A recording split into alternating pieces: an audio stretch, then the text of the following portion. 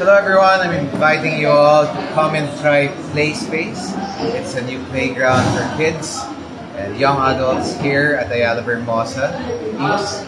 Ayala Mos Vermosa, Imus. If you have time, if you have kids, or if you want to see the place and see the kids enjoy or have them interact with other kids, please do come and I'm sure you won't be disappointed. So PlaySpace is now open.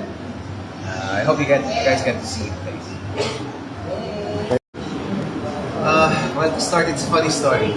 It's actually the brainchild of Adam. But the funny story is, 2 years ago, we were playing games.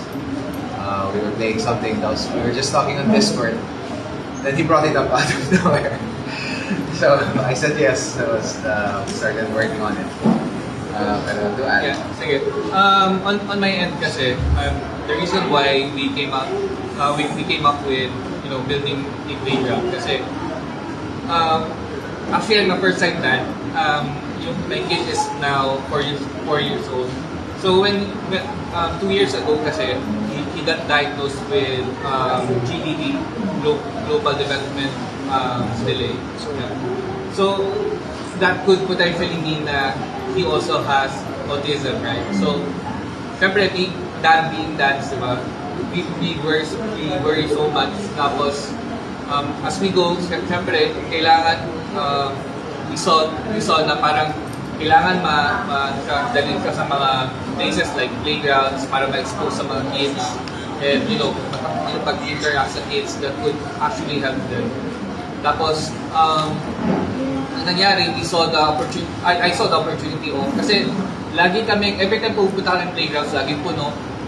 Tapos, laging crowded, ang hirap mag-book ng mga therapy, alam ng mga tao yan.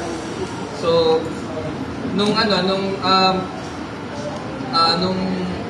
katagalan, parang naisip ko na parang we could do something like, kasi aside from I could be able to help my child, have a place to play and whatnot.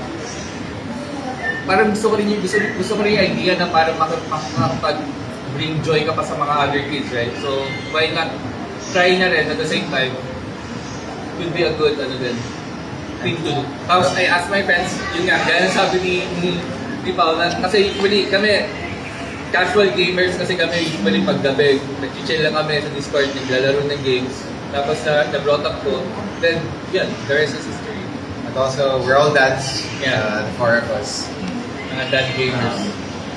And a lot of our investors here also are all gamers. So, Actually, if you look around, yung lights medyo tribute yan sa pagiging gamers namin. Because yan yung mga dito sa mga computers, mga RGB lights. It's a little tribute to us being gamers.